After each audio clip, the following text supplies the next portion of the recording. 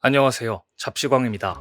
지난 6일 카멀라 해리스 미국 부통령과 백악관 주요 인사들은 미국 조지아주 달튼에 있는 한화큐셀 태양광 모듈 공장을 찾았습니다. 이 자리에서 해리스 부통령은 한화큐셀이 미국 에너지 기업 서밋 리지 에너지와 협업해 미국 최대 규모의 커뮤니티 솔라, 즉 공동 태양광 발전 사업에 참여한다고 공식 발표했습니다. 한화는 내년까지 3조 3천억 원 규모의 태양광 밸류체인을 구축하고 양질의 일자리를 2,500개 이상 창출할 것이며 매년 수백만 가구에 청정 에너지를 제공할 수 있는 태양광 모듈을 안정적으로 공급하겠다고 약속했습니다. 이에 화답해 해리스 부통령은 한화가 미국 역사상 최대 규모의 태양광 에너지 투자를 결정했다며 추켜 세웠습니다. 한화큐셀은 미국의 커뮤니티 솔라 기업에 약 250만 개의 태양광 패널을 납품하고 서밋 리지 에너지가 미국 내 14만 개 주택과 사업체에 1.2기가와트 규모의 태양광 에너지를 공급할 예정인데요. 미국 커뮤니티 솔라 허브 사업은 지역 공동체 구성원이 일정 비용을 분담해 태양광 발전소를 건설, 운영하며 발전 수익을 공유하는 사업입니다. 특히 이 사업은 주택을 소유하지 않은 세입자나 초기 투자비를 감당하기 어려운 저소득층도 참여할 수 있어 에너지 평등에 기여한다는 평가를 받아왔는데요. 바이든 행정부는 지난달부터 20여 개 주에서 입법 성과를 알리는 인베스트 인 아메리카 투어를 하고 있습니다. 이번 방문은 한화의 달튼 공장이 일자리 창출과 투자 확대의 모범 사례로 꼽히면서 전격적으로 해리스 부통령이 방문한 것입니다. 해리스 부통령이 미국 내 한국 투자 기업을 방문한 것은 한화가 처음이었습니다. 그런데 같은 시각 대만의 차이 잉원 총통은 미국을 방문 중이었습니다. 중국의 맹비난을 받으면서도 대만 총통이 미국을 방문 중이던 이날 미국의 실세 해리스 부통령은 한화의 태양광 공장을 찾았던 것입니다. 차이 잉원 대만 총통은 중앙아메리카 두 개국을 순방한 후 귀국길에 미국에 들러 미국 의전 서열 3위인 케빈 메카시 하원 의장과 회담을 가졌습니다. 대만 총통과 미국 하원 의장이 미국 땅에서 공식 회동한 것은 이번이 처음 있는 일이었습니다. 그런데 이 회동은 논란으로 물들었습니다. 차이 잉원 총통과 메카시 하원 의장이 만나는 레이건 대통령 도서관 앞에는 차이 총통 지지자들과 차이 총통을 반대하는 친중단체 회원들이 각각 몰려들어 찬반 시위를 했는데요. 반대 시위대는 대만으로 돌아가라는 고성을 지르며 회동을 방해하려 했습니다. 대만 자유시보와 타이완 뉴스 등은 중국이 차이 잉원 총통과 케빈 메카시 하원 의장의 미국 내 회동을 방해하기 위해 1인당 400달러 약 52만 원을 주고 친중단체 회원과 폭력배 등 미국 현지 중국인 1,000명을 동원했다는 보도를 해 파문이 일었습니다. 대만 자유시보에 따르면 뉴욕 주재 중국 총영사는 당초 차이 총통이 과테말라와 벨리즈 방문을 위해 첫 경유지로 선택한 미국 뉴욕에 도착한 지난달 29일 반대 시위에 중국인들을 동원하려 했다는 것입니다. 하지만 여의치 않았고 LA 주재 자국 총영사관에 차이 총통과 메카시 하원 의장 간 회동을 방해해달라고 요청했다고 전했습니다.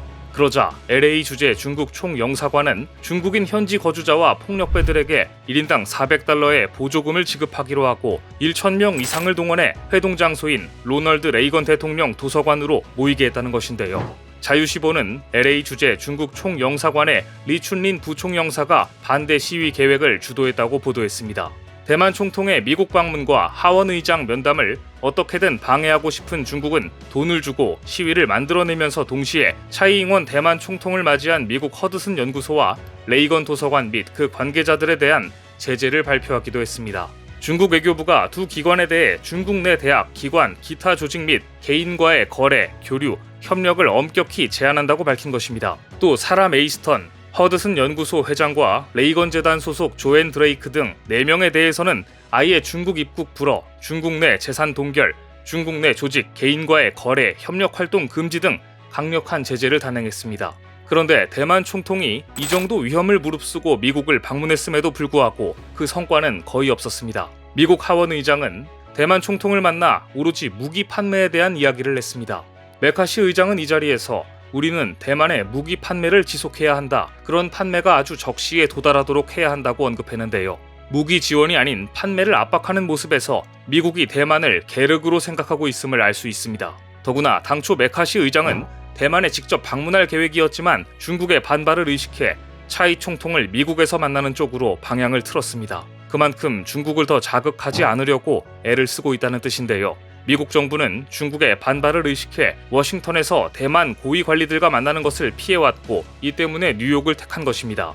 그럼에도 차이 총통과 메카시 하원 의장의 회동이 성사되자 중국은 항공모함 3척을 대만 동쪽 해안에서 약 370km 떨어져 있는 곳에 보냈고 중국 항공모함의 갑판 위에는 다수의 전투기와 헬기가 정렬해 있는 모습을 확인할 수 있었습니다. 이렇게 중국의 강력한 반발을 무릅쓰고 미국을 방문했으나 대만 총통의 요구에 대해 미국은 난색을 표했습니다.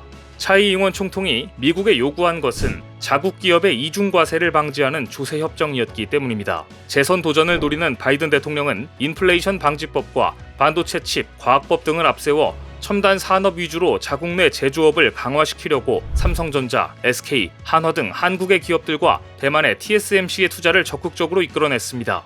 이미 트럼프 행정부 시절부터 이중과세 문제 해결을 요구해온 대만 정부는 여러 경로로 TSMC를 지원하고 있었고 차이 총통 역시 노골적으로 미국의 결단을 요구했습니다. 올해 워싱턴 주재 대만 대표부는 워싱턴 정가의 이중과세 문제의 심각성을 설명하는 자료까지 배포했는데 이 자료는 미국에서 영업하는 대만 기업이 부담하는 실효 세율은 이익의 51%로 한국이나 호주 기업보다 10%포인트 이상 높은 것으로 추정했습니다. 하지만 국가 간 조약인 조세협정을 체결한다는 것은 대만을 주권 국가로 인정한다는 의미입니다. 따라서 미국이 대만과 이런 조세협정을 맺는다면 중국은 두고 보지 않을 게 뻔합니다. 대만과 공식 외교 관계를 맺지 않은 일본이나 영국, 캐나다 등은 대만과 조세 관련 협정을 맺고 있습니다. 이중 과세 방지 협정은 기업 비즈니스의 안정성과 효율성을 높여주는 제도여서 발효 후 양측 간 상호 투자를 촉진하는 효과를 냅니다. 하지만 대만이 영국, 캐나다 등과 맺은 협정은 중국이 현재처럼 지정학적인 영향력을 행사하기 전에 체결됐다는 점에서 지금 상황과는 다르다고 할 수 있습니다. 미국도 탈세 대응 차원에서 대만 은행 계좌를 가진 미국인 납세자들을 통지받는 내용의 합의를 2016년 대만 측과 체결한 바 있습니다. 그러나 그동안 미국과 대만 간 경제 분야 협정은 정부 간에 직접 체결하기보다는 매개 조직을 경유하는 방식이 일반적이었습니다. 그런데 중국이 이렇게 반발하고 있는 상황에서 대만을 주권국으로 인정하는 조세협정을 체결해주는 것은 어딘지 불안한 바이든 정부 입장에서 쉽지 않은 일입니다. 그런데 미국에 대해 한 목소리를 내고 손발을 맞춰도 부족할 판국에 TSMC 회장이 찬물을 끼얹는 발언을 했습니다. 미국이 추진하는 반도체법에 반발하는 반응을 보인 것입니다. 류더인 TSMC 회장은 대만 반도체 산업협회가 주최한 컨퍼런스에서 기자들에게 미국 반도체법과 관련해 받아들일 수 없는 조건들이 있다고 대놓고 말했습니다.